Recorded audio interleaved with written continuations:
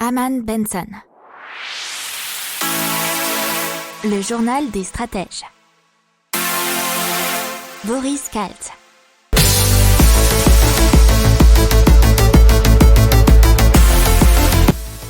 Bonjour à tous et bienvenue dans le journal des stratèges pour une revue de l'actualité écotech et impact du jour. Alors aujourd'hui on va vous parler à la une de l'augmentation possible des taxes foncières dans les villes de France.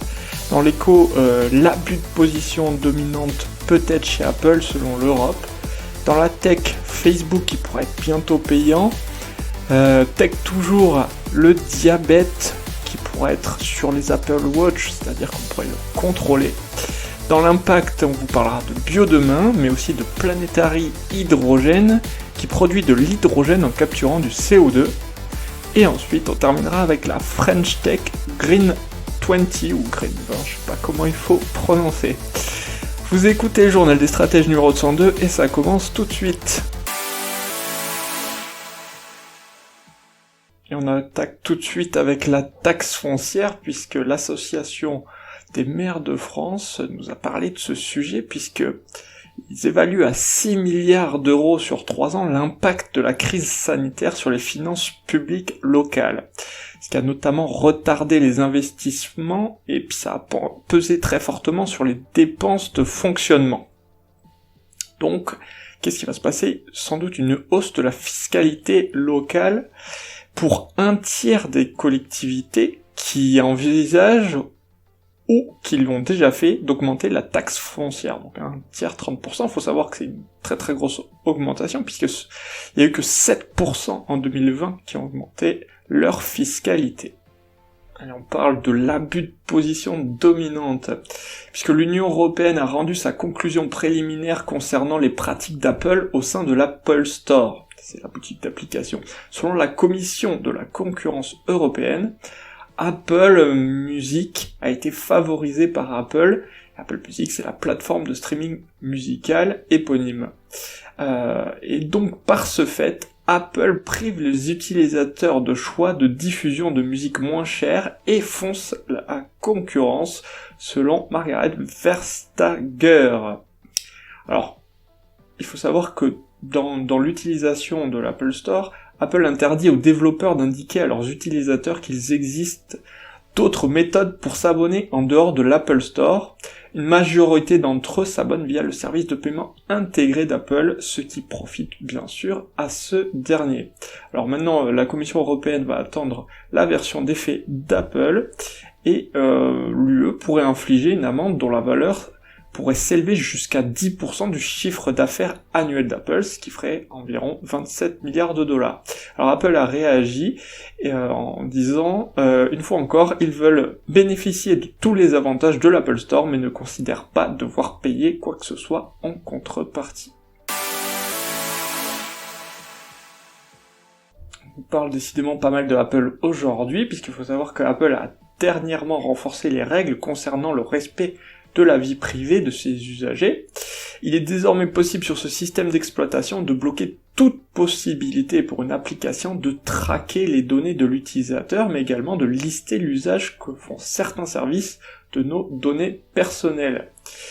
Et du coup, ça embête un peu Facebook, qui diffuse actuellement un message sous-entendant que la plateforme pourrait devenir payante pour les personnes utilisant un iPhone, puisqu'effectivement, il y a beaucoup de données qui sont utilisées par Facebook et monétisées, puisque ça fait partie vraiment de leur business model, et là, avec ce système d'Apple, ils tombent par terre.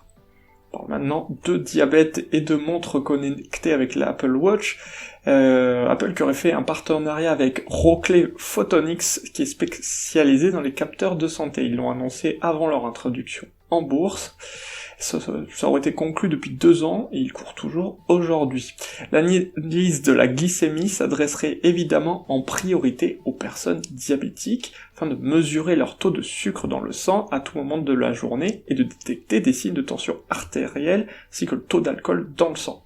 Pour cela, il s'appuierait sur des capteurs, afin de lire les flux sanguins et d'interpréter les données collectées en fonction des applications.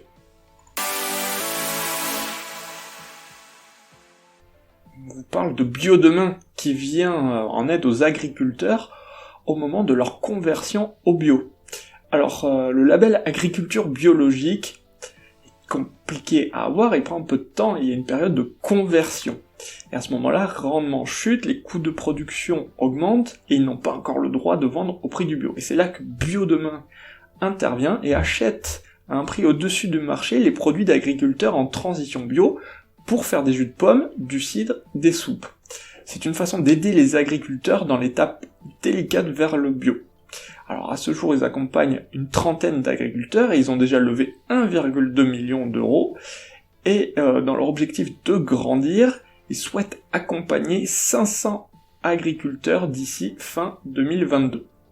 On passe maintenant à Planetary Hydrogène, qui produit de l'hydrogène en capturant du CO2.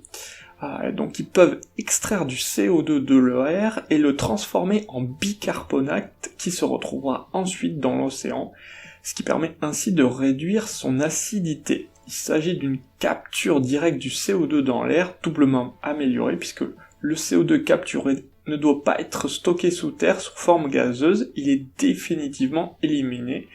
Et le procédé produit en plus de l'hydrogène vert. Alors leur procédé consomme du CO2, c'est 40 kg à peu près, alors que habituellement ça en crée, ce procédé de fabrication d'hydrogène. C'est ça qui est pas mal. Ce processus soustrait durablement le carbone du cycle du CO2 et freine l'acidification de l'océan et indirectement l'effet de serre. Allez, on parle maintenant des lauréats de la French Tech et de Green 20, Green 20, ça dépend comment on veut en parler. Alors, 20 startups Green Tech qui sont en capacité de devenir des leaders technologiques de la transition écologique. 90% des startups lauréates participent à la réduction des gaz à effet de serre, 70% contribuent à la réduction des déchets, 60% ont un impact positif sur la qualité de l'air. Bien entendu, elles sont toutes françaises. Alors, on a Life, Lactips, Masterup, Greenly, Algama, BFC, DeepKey, DualSun, Entech, HelloWatt, Carios, Metron, NameR, New Plants, Ombrea, Poly2Poly, Spereka, Tupi, Urban, Canopy, Waga, Energy. Normalement, on les a toutes. Il faut savoir aussi que 25% de ces startups retenues ont été fondées par des femmes. N'oubliez pas de vous abonner au podcast, mais pourquoi pas aussi à notre newsletter La Lettre des Stratèges qui est gratuite, vous en trouverez dans les infos de l'émission, mais aussi sur notre site internet Aman & Benson Stratégie, rubrique média La Lettre des Stratèges. Voilà, c'est tout pour aujourd'hui, je vous souhaite une excellente journée et je vous dis à demain pour de nouvelles infos. Ciao.